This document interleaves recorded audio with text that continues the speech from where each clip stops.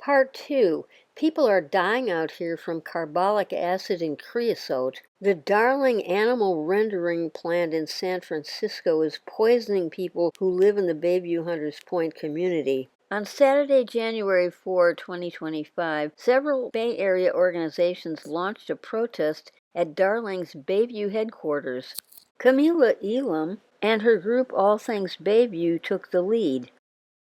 In Part 2, Carol Harvey, investigative reporter, interviews Camila Elam on Grey Panther and Colachita's Zoom recording of the protest.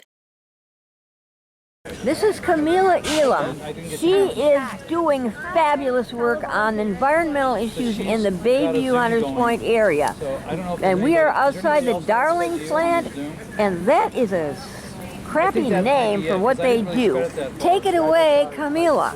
Thank you so much, Carol, for being here. Yeah, as you know, this is Darling. They like to say Darling International or Darling Ingredients, but it's Darling Animal Rendering Plant. And so pretty much what they do, they boil down animal parts and they use the carcasses to boil down to make what you and I know as cosmetics and soaps. But what people don't know is it's at the health in the hands of the residents. We are dying out here. You talked about what you felt when you told Billy. What you felt when you came home.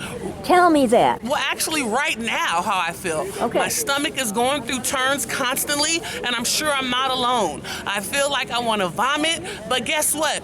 I've been dealing with this smell and this feeling since the tender age of 10 years old. As soon as I was able to take public transportation, you always felt this smell. You've always, when I say felt this smell, because it goes directly, you can taste it, you can smell it, and it goes directly to your digestive system, and it impacts your stomach immediately. And that's every day, twice a day, for now 46 years. And, you know, it seems like they prefer the Darling to be here versus us. As they kick us out, they're empowering regulations to keep these folks here. And so I'm so thankful that, residents and our allies have really been on the forefront, and we're the reasons why they're considering leaving our community. And we want to give them a push and tell them, you can't leave soon enough. In other words, don't turn around while, the door hits you in the ass. Exactly. Yeah. And that's what we're here today. We are tired of it. And now we want to use their own name and say, bye, Darling.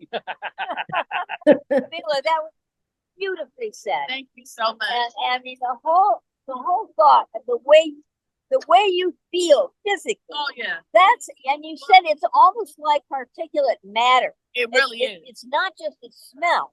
And you know what I'm going to do is research what are the chemicals in that stuff. Yeah. Because there are chemicals in that. Yeah, it definitely is. These are the toxins the Darling meat processing plant is exposing Bayview residents to. 2 toxic chemicals are used to denature meat: carbolic acid and creosote. Carbolic acid, or phenol, is derived from the distillation of coal tar. This highly toxic substance has a sweetish smell and can cause chemical burns. Creosote is derived from the distillation of wood. Creosotes are used as disinfectants or to preserve wood, such as on telephone poles. Creosote has a noxious odor and is suspected to cause acute lymphoblastic leukemia. And also the dead carcasses.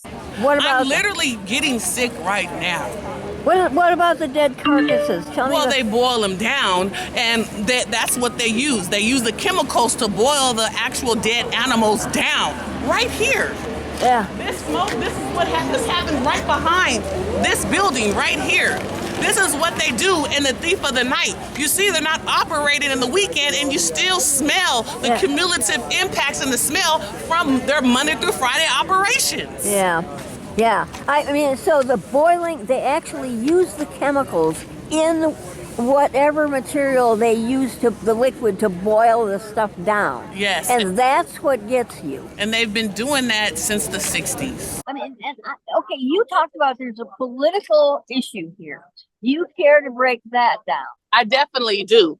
Well, from the beginning, we all know that this was Butcher Town, right? So this is actually back in the day where they were allowed to butcher animals and do whatever you will. As you know, they never included Bayview Hunters Point as a regulated community because they never accepted BIPOC community folks living here. And so again, they've always had industrial operations here, but after we pretty much built and made the Hunters Point Naval Shipyard successful, we fought for our rights to be able to be residents here.